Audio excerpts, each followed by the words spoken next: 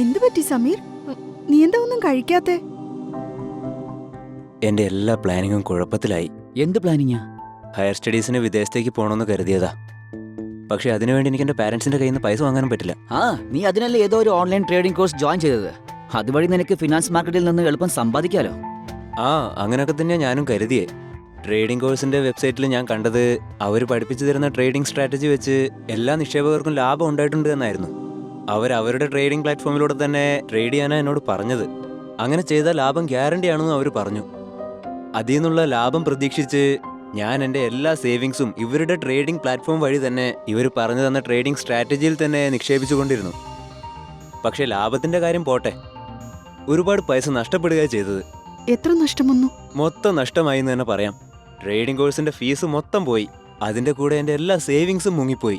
അതുപോരാതെ എൻ്റെ trading account lock ആവുകയും ചെയ്തു. അത് മാത്രമല്ല, യുവമാര് പറഞ്ഞു തന്ന ട്രേഡിംഗ് സ്ട്രാറ്റജി ഞാൻ എൻ്റെ ഫ്രണ്ട്സുമായിട്ട് ഷെയർ ചെയ്യുക വരെ ചെയ്തു. ഇപ്പൊ അവരുടെയും കാശ് മൊത്തം പോയിരിക്കുക. ഇനിയിപ്പോ എന്താ ചെയ്യേണ്ടതെന്ന് ഒരു പിടിയും കിട്ടുന്നില്ല. അല്ല, നീ അവരെ കോണ്ടാക്ട് ചെയ്യാൻ ശ്രമിച്ചു നോക്കിയില്ലേ? ഞാൻ അവർക്ക് ഫോൺ ചെയ്തു, ഇമെയിൽ അയക്കുകയും ചെയ്തു. ഫോൺ നമ്പർ നിലവിലില്ലത്രേ. ഇമെയിൽ ആണെങ്കിൽ ബൗൺസ് ആവുകയും ചെയ്തു. അല്ല, ഇങ്ങനൊരു കോഴ്സിനെ കുറിച്ച് നിന്നോട് ആരാ പറഞ്ഞത്? സോഷ്യൽ മീഡിയയിൽ ഞാൻ ഒരു അറിയിപ്പ് കണ്ടതായിരുന്നു. അതില് കുറെ പേര് അവർ ഉറപ്പ് പറയുന്നുണ്ടായിരുന്നത് ഇവരുടെ ട്രേഡിംഗ് കോഴ്സിലൂടെ ഒരുപാട് ലാഭം അവർക്കുണ്ടായിട്ടുണ്ടെന്നായിരുന്നു. കൂടെ അവരുടെ ടെസ്റ്റിമോണിയൽസ് ഉണ്ടായിരുന്നു. അവർ തന്ന ആ ഗ്യാരണ്ടി കാരണമാണ് ഞാനും ഇതിൽ പെട്ടുപോയത്. ഫിനാൻസ് മാർക്കറ്റിൽ സമ്പാദ്യത്തിന് ഒരു ഗ്യാരണ്ടി ഇല്ലെന്ന് ഞങ്ങൾക്കൊക്കെ നന്നായിട്ട് അറിയാവുന്നതാ.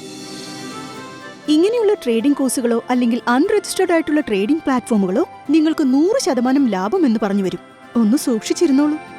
ബുദ്ധിപൂർവ്വം ചിന്തിക്കൂ, ശരിയായിടത്ത് നിക്ഷേപിക്കൂ.